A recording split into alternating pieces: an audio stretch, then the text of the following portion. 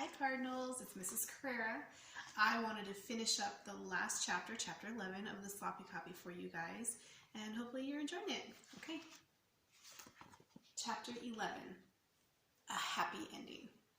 After school, on the way back from Myers Music, I carried my red and black Stratocaster in the new guitar case that Denny and Harry were able to get me for a bargain price.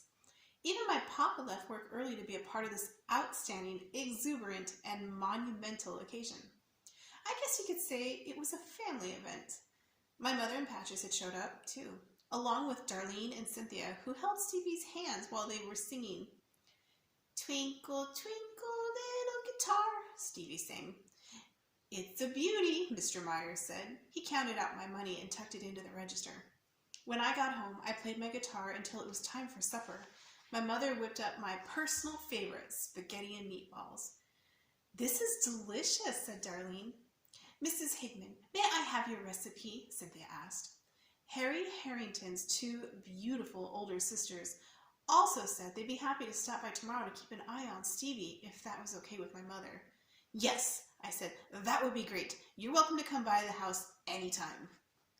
As you can imagine, everybody went crazy when they heard about my guitar. "You did it, Big Hig," said Robbie Zhao. "We're starting a band." "Nice work, Hig," said Josh. He grabbed my hand and shook it. The brand new day seemed destined to be bright. Anna was the first one to put her homework into the homework bin on Miss Fromm's desk. Robbie came back with Josh after accompanying him to the nurse. And Miss Fromm was standing in the front of the whiteboard, ready to set her timer. "Okay, class," Miss Fromm said. 15 minutes to write about a topic. Remember to visualize before you write and use your senses. Look through your journals for seed ideas if you need inspiration. I flipped through my writer's notebook to see if I had any ideas. Fishing trip with family, another 0. Tomatoes are not only vegetables, a boy with gumption. Writers ready? "Miss Fromm," I said. I raised my hand. I was just about to ask her if I could share a very descriptive and illuminated story about how our band, The Pit, was going to enter the Franklin Elementary's talent show this spring. But then I decided not to. Instead, I took out my sharpened pencil, smoothed open a clean page of paper, and wrote, "Brian Higman, Miss Fromm's class. It all started yesterday when my little brother Stevie had a so-called idea." And here's a picture of Brian writing, of the band playing, and everything that happened to him.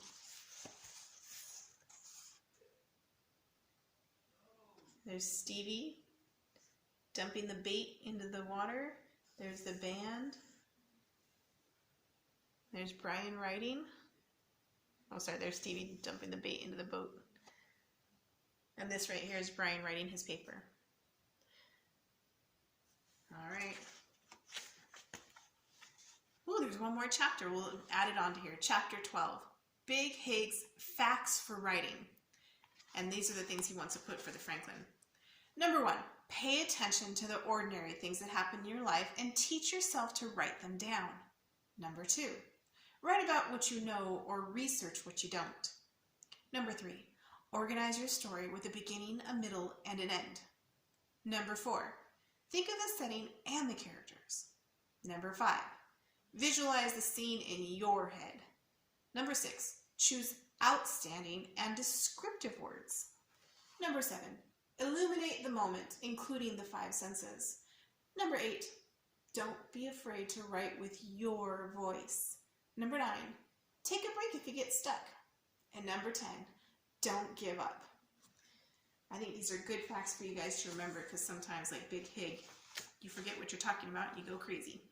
So this is Big Hig's disastrous newsletter.